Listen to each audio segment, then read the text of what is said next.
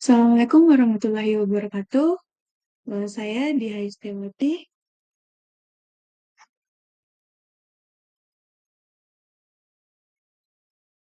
Assalamualaikum warahmatullahi wabarakatuh.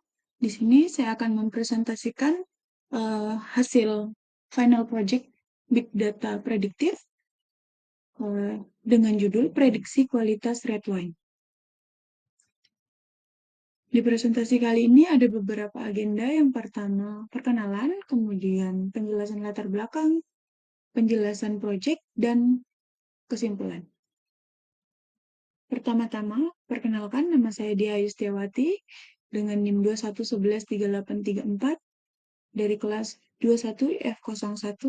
Di sini saya sendiri, kenapa tidak berkelompok? Karena memang saya ingin mengerjakan proyek ini secara individu. Baik, langsung saja kita ke presentasinya. Yang pertama ada latar belakang. Di sini saya melakukan prediksi kualitas red wine dengan menggunakan beberapa model yang akan saya terapkan pada kerja. Saya terapkan pada beberapa yang saya terapkan pada uh, final project saya kali ini. Nah, untuk dataset sendiri saya mendapatkan sumber dari Kaggle.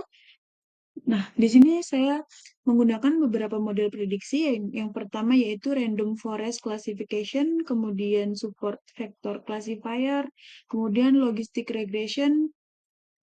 Yang selanjutnya ada Key North Snackboard atau KNN, kemudian ada Knife Bias, dan terakhir ada Decision Tree Classifier. Oke, kita akan lanjut ke selanjutnya.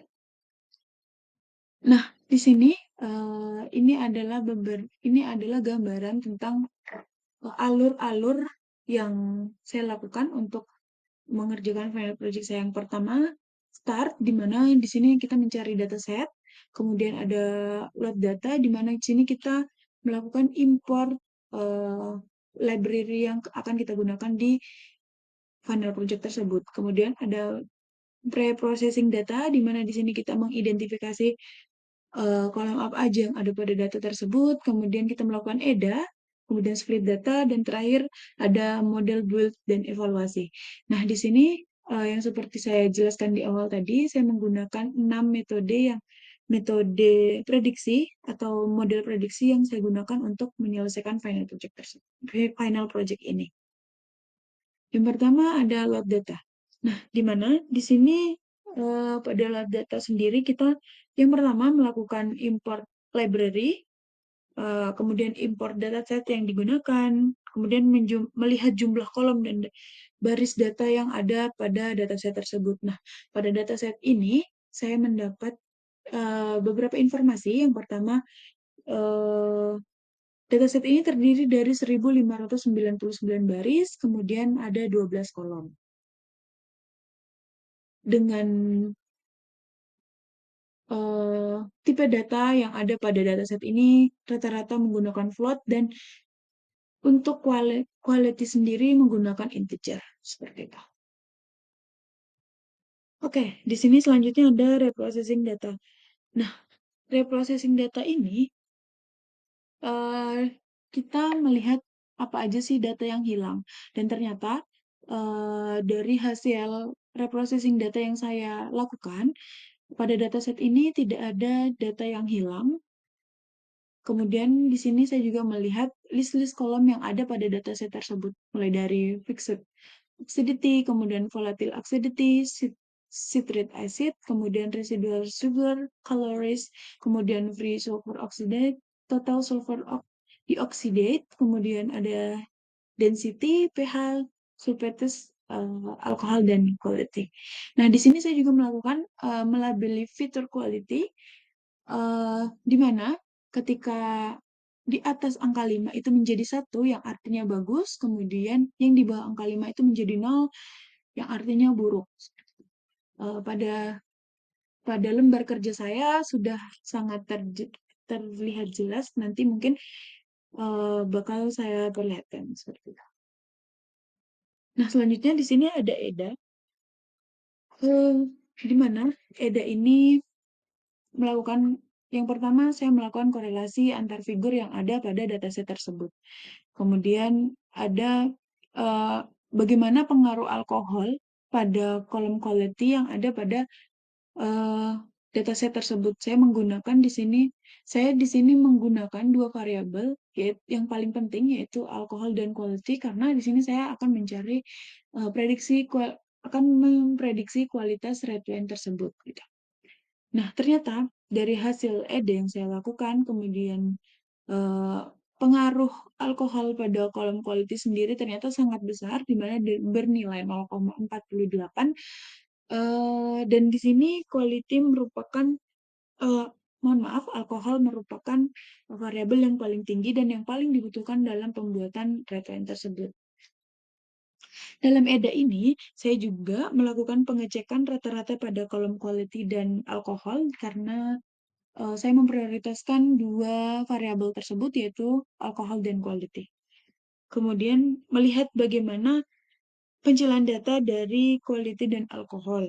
Kemudian di sini setelah alkohol, di sini di baris kedua juga ada sulfites di mana nanti akan berkorelasi juga akan dilihat pencairan data dari quality dan sulfites data tersebut seperti itu. Di EDA juga eh, saya membuat data frame baru untuk quality dan sulfites dan kemudian akan dicek kembali dari data-data dari variabel tersebut seperti itu.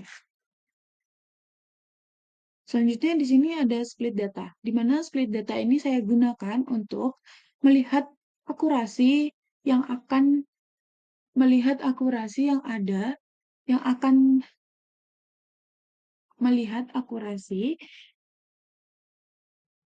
yang akan saya dapatkan dari beberapa model yang akan saya gunakan di dataset ini. Karena eh, mohon maaf, di sini saya menggunakan variabel X itu menggunakan quality, kemudian variabel Y juga menggunakan quality, karena di sini saya menggunakan banyak sekali model prediksi. Jadi, kenapa saya menggunakan hanya quality saja, seperti itu. Selanjutnya kita masuk ke model prediksi. Yang pertama, di mana ada model prediksi random forest classifier. Di sini, setelah dari hasil split data di mana kita memasukkan variabel X dan Y, di sini kita bisa melihat akurasi yang ada pada random forest classifier ini sebesar 0,79, yaitu sekitar 81%. Yang selanjutnya ada eh, support vector classifier.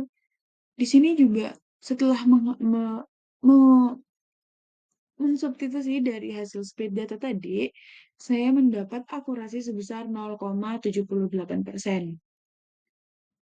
Selanjutnya, eh, dari model prediksi yang ketiga yaitu logistic regression,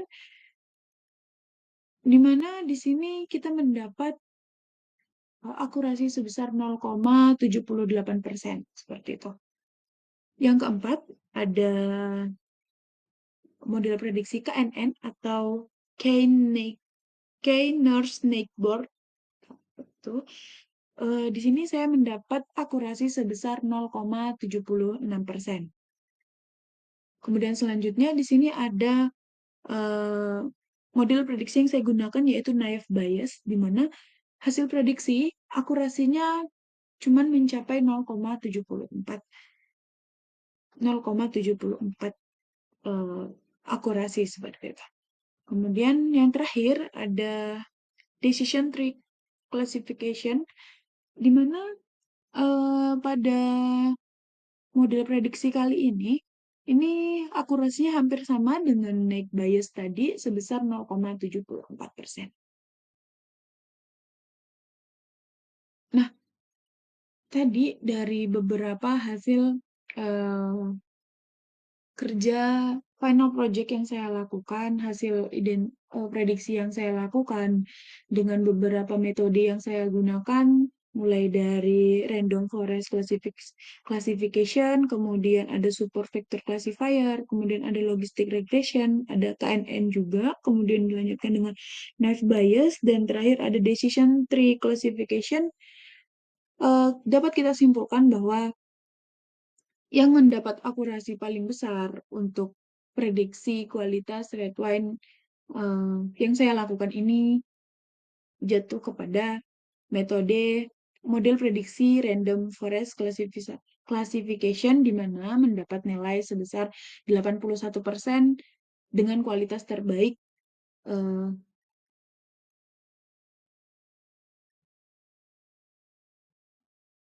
mendapat 81% dengan nilai 81% ketika kita menggunakan eh, metode tersebut atau model prediksi tersebut ternyata hasilnya yang paling tinggi menggunakan random forest classification.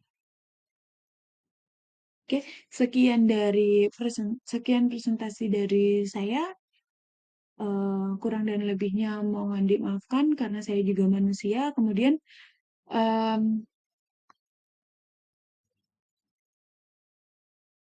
sekian presentasi dari saya. Kurang dan lebihnya mohon maaf. Terima kasih. Wassalamualaikum warahmatullahi wabarakatuh.